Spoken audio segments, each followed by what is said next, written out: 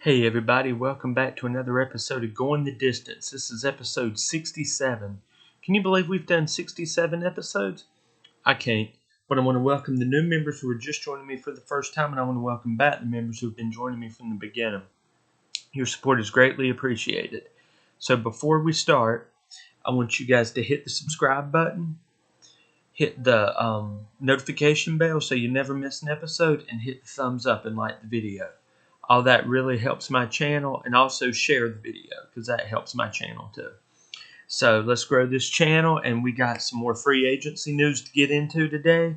I've got some golf I'm going to bring up. I've got some music news and the What We're Listening To segment. So let's jump into it. So first off, we're going to start with Cooper Kupp, who was the big top wide receiver free agent this year. Big surprise that he got released by the Rams. I couldn't believe it. I thought with the fact that the Rams re-signed Matthew Stafford, they'd keep Cooper Kupp and they'd keep the, Puka and Cooper and Matt together, but that didn't work. So Cooper Kupp was out there looking for a new team. Well, he found a new team in the Seattle Seahawks. He signed a 3-year, $45 million deal with them. So I think this is going to be a good move. I think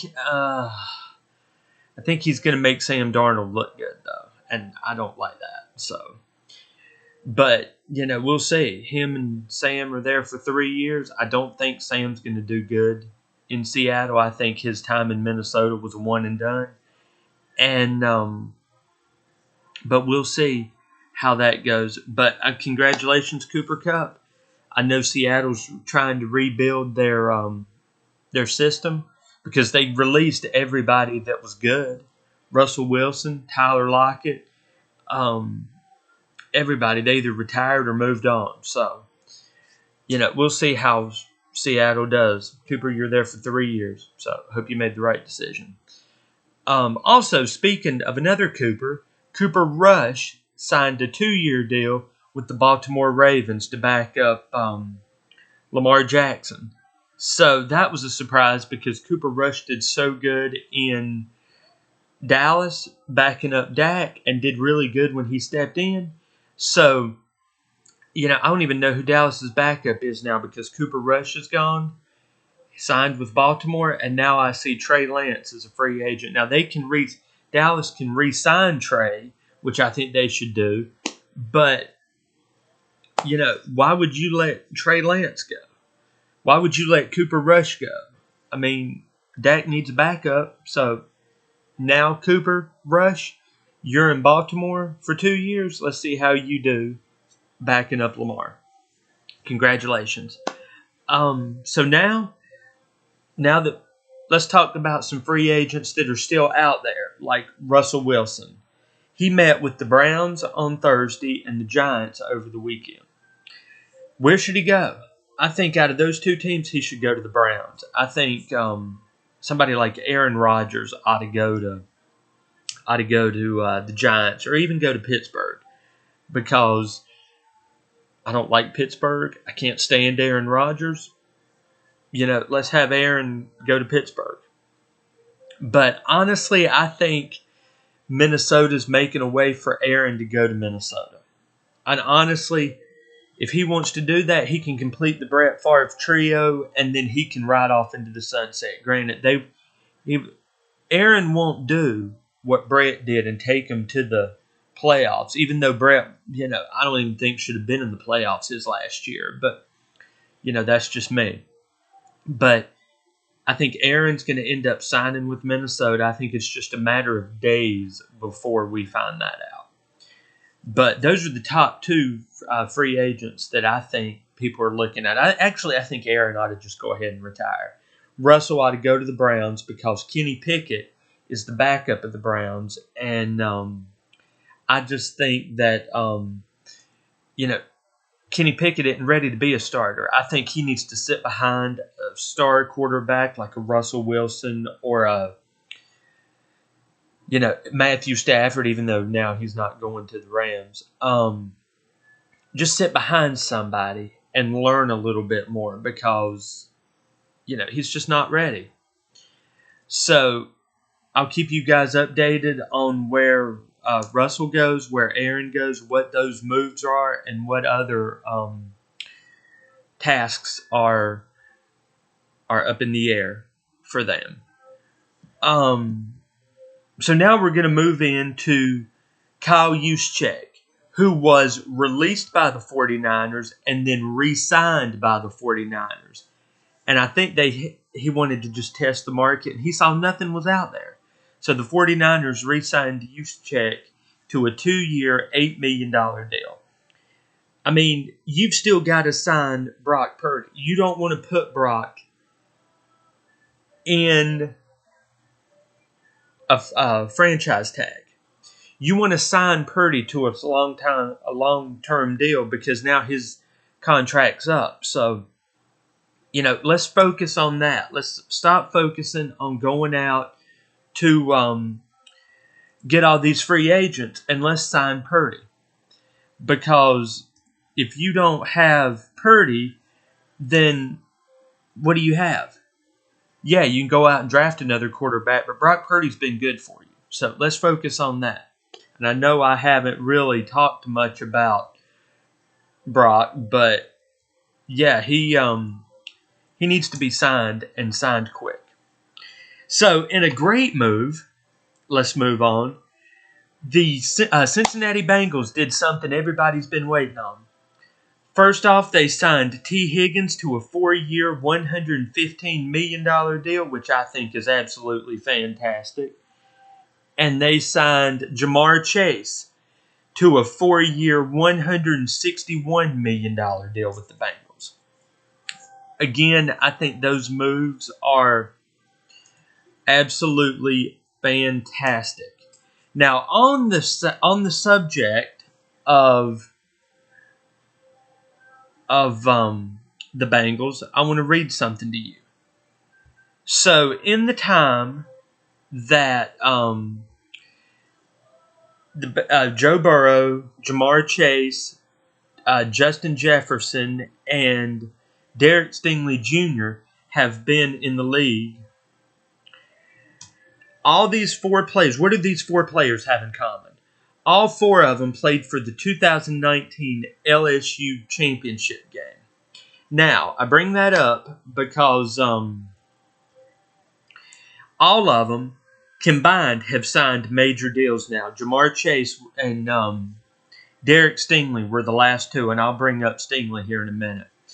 All 4 of these players combined have a total value of their second NFL contracts. All of them have signed 2 contracts. Their rookie one and then now this one.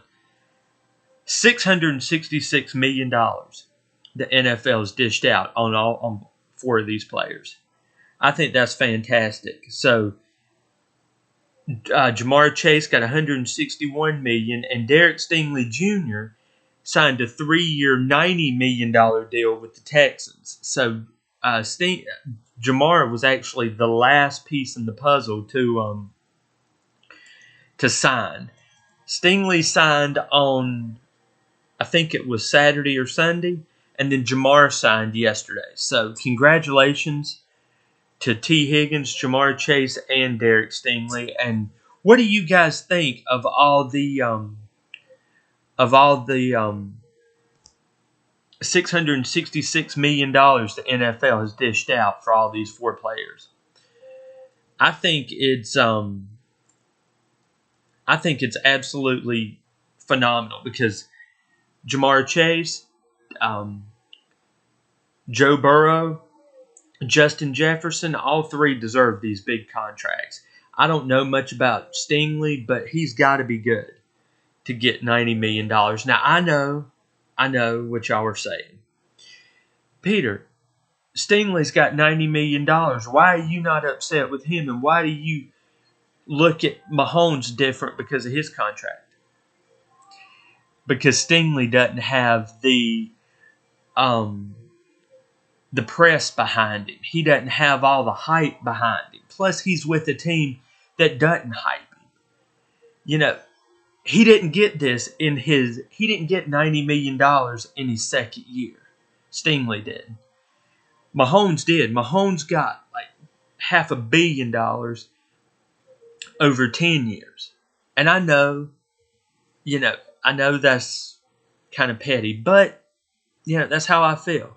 He didn't deserve all that money early in his career. Stingley does. Stingley's been playing since 2019, 2020, and has signed 2 contracts, and now he's got $90 million. The man's got to be good for that. So, anyway, moving on. Brandon Graham, who was a player for the Philadelphia Eagles, announced his retirement after 15 seasons in the NFL. He won 2 Super Bowls with the Eagles. And, it's hard for me to say things like that because these are players I've grown up watching. So now I have to look at it like, oh man, all these players are going off and retiring. Well, yeah, I know I'm getting old. So, it's just a part of life. But on an interesting note too, I read where yesterday was the 5-year anniversary of Tom Brady signing with the Tampa Bay Buccaneers. Now, I know Tom's retired and has his first season of commentary under his belt. But I just thought it was really cool to think that 5 years ago, Tom Brady turned the Tampa Bay franchise around. And, Tampa's doing all right. They've gone from Tom Brady to Baker Mayfield. Now, I know you look at it and you say, well, you're going from greatness to mediocrity. No. Tom was great. Yes, he always will be great. He'll always be the bar every quarterback ought to strive to be. Some people can argue Patrick Mahomes. No, I say Tom Brady is the pinnacle and he's the bar. Baker has flourished in Tampa Bay. He signed a 1-year deal as a try it out type of deal. He tried it out. And y'all, he did good. So he went off and he signed a heftier deal with more years, more money. I think that's great. So I just wanted to bring that little piece of NFL history to you guys. Moving on, we're going to talk about golf. And this is something that I enjoy. I enjoy watching golf. And I don't know why I don't cover it more. But they had the Players' Championship last weekend. And Roy McIlroy won, but he won on Monday instead of Sunday. They switched, they went into playoff holes. And they couldn't finish because weather got dark, whatever it was. But Roy McIlroy won on Monday on a 3-hole playoff, beating J.J. Spahn, I think is how. After Spahn shot the ball into the water. Now, I know that doesn't sound like, how do you win when you shoot a ball, because your opponent shot a ball into the water? Well, that might have been because, he was so many strokes behind after that. So Roy won on a 3-hole playoff on Monday, which is good because I like Roy McIlroy. I've always liked Roy. I've always liked golf, and I like tennis too. So I might start covering more tennis, more golf, and baseball season is coming up. So I might cover some baseball. I like the Cardinals. I like the Red Sox. I like the Braves. Those are my top 3 teams. Who are y'all's top 3 teams? So I can cover, I can go into scores for certain days on, or just do a record of y'all's teams. Because that's what I'm going to do because baseball has so many games. I think they've got 160 games a season, maybe 170, 175. I'll have to look that up. But there's a lot of games in a season. So I can't, in a 1-week show, I can't go through all the games they played because they'll play multiple games a day. They'll do double headers and then they'll do games on Monday, Tuesday, Wednesday, Thursday. So I don't want to go all the way through. So I might just do a recap of the week of some of the best in baseball games, and go from there. So I believe the opening day of the season's the end of March, beginning of April. So I'm definitely going to cover opening day. Let you guys know, some of the scores from that. We also have the UFL starting up in a couple weeks. I'm really excited about that. This is the second year for the UFL. And I did a little synopsis a few weeks ago about how the UFL came to be. It was where the XFL and the USFL merged to make the UFL, because the XFL had been, struggling for years. They tried in the early 2000s and then tanked. Tried it again, tanked again. Well, then the USFL came on the scene with the XFL. So The Rock, who was a wrestler in the WWE, bought the XFL after scandals with Vince McMahon, and then somebody else was owner of the USFL. Well, they came together, and now we have the UFL coming into its second year. So let's see so we've got a lot to talk about. Yes, this is a football show, but I'm going to expand it to more sports too. Yes, football is going to be our main focus, but we're going to expand more into, golf and tennis and UFL and all that. So, we got a lot coming these next few weeks. So just buckle up. We're going to definitely be going the distance here. But that's all I've got for sports news. So before we get into our Who We're Listening To segment, I have some music news to get into. So last night we had the iHeartRadio Music Awards, and people like Jelly Roll won, and Kendrick Lamar, I think, won Best Hip Hop Song with his song Not Like Us. Which I'm not surprised about. But the one I was really happy about was the rock music and the rock album. Well, Linkin Park won Best Rock Album at the iHeart Music Awards last night. So I'm thrilled about that. Linkin Park's been a favorite of mine for years. I grew up listening to them. Yeah, I know it's a little different because Chester's not around, and we have a woman lead singer now for Linkin Park. But she's good. She's had to grow on me, but she's good. I'll have an announcement coming up here in about a few weeks that I want to announce. It's pretty exciting for me. But and it has to do with Linkin Park. But anyway, Linkin Park won Best Rock Album at the iHeart Awards, so this is going to be good. In other music news, Blake Shelton announced that he's releasing a new album on May 9th, and his new single called Let Him In Anyway is out now. And y'all, it is a great song. It is a great single. You guys need to listen to it. I'm not gonna bring my opinion on it. I just want to say that it's a fantastic single. Everybody needs to listen to it. It sounds like Blake. It's kind of a departure on some of the material that he's done before. It's still country. It still sounds like Blake, but the subject matter is heavier, I think. So go check that out. It's called Let Him In Anyway. Drop in the comments what you guys think of the new single, what you guys think of Linkin Park winning Best Rock Album of the Year.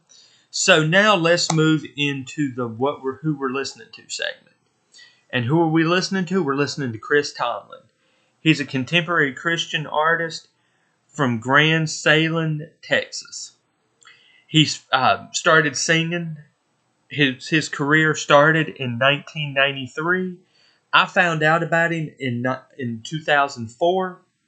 on his Arriving album with a song called Indescribable.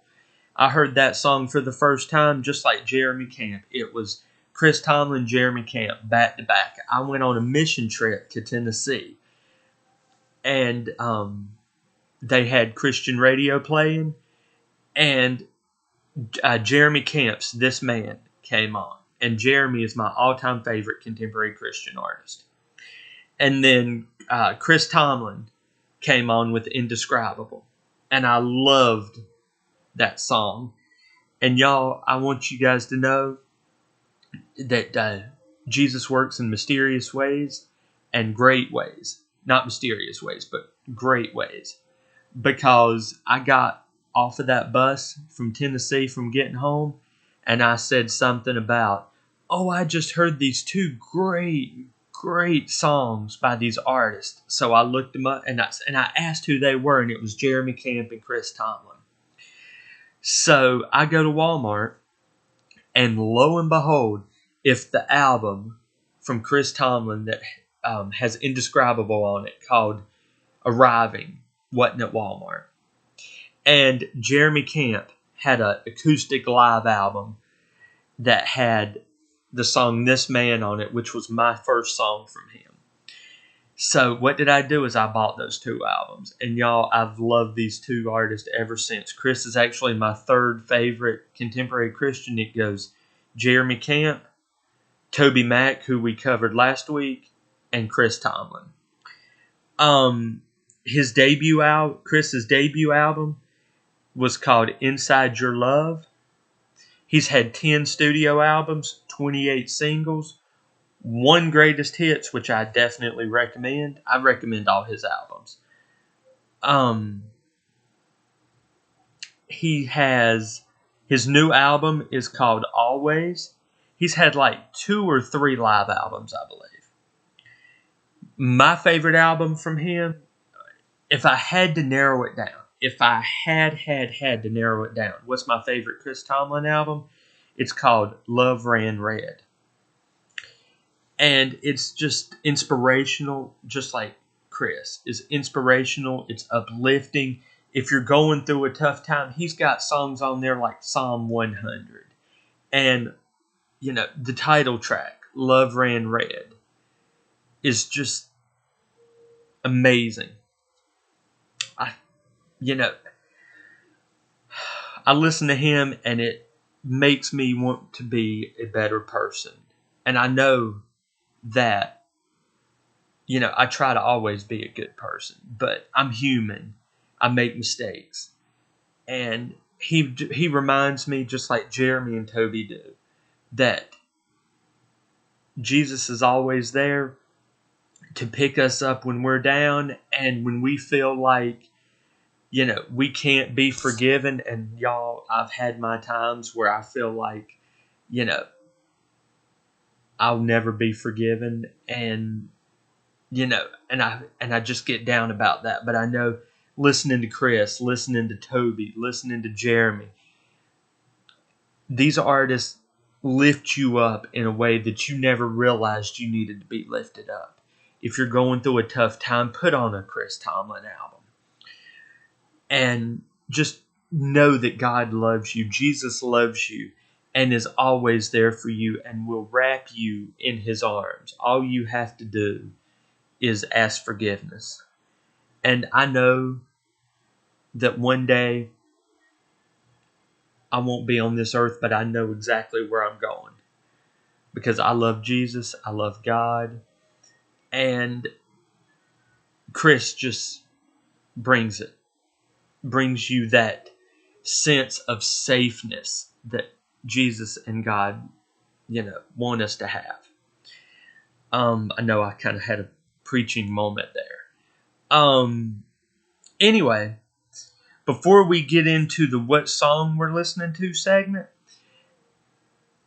Chris Tomlin was highlighted this week for me because he is executive producer of a movie called The Last Supper, which I went and saw yesterday.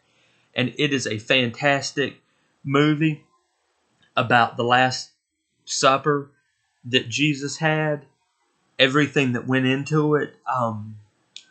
it really made you think about everything that you thought you knew about the Last Supper. And I'm not saying that in a bad way. I'm saying, like, comparing it to the Passion, it was completely different in ways like they didn't show the crucifixion. They showed the turmoil that Judas went through of, betraying Jesus. And I'm actually going to get out my Bible and I'm going to read, about the Last Supper and about everything and just see how accurate it was, because the movie skipped over the crucifixion and went from the Last Supper to the resurrection to him ascending. So go check out the movie. I highly recommend it. And Chris Tomlin is executive producer, so it's going to be a good one. But what songs we're listening to, I want you to listen to his album Arriving, Love Ran Red, and I want you to listen to his new album called Always, which I'm listening to right now. It's a fantastic album. And as always, I welcome y'all's feedback. What do you guys think of the show? What do you guys think of the music I recommend? And who are you guys listening to? What are some of the genres y'all are listening to? Who are y'all's favorite artists and bands? I've said multiple times what my favorite genres, bands, and albums are, and songs on the show. So if you guys would care to, I would love it if you guys did. Drop in the comments what y'all's thoughts are of the show and, some music you guys are listening to. But I want to thank you guys for going the distance with me this week. I hope you guys enjoyed it.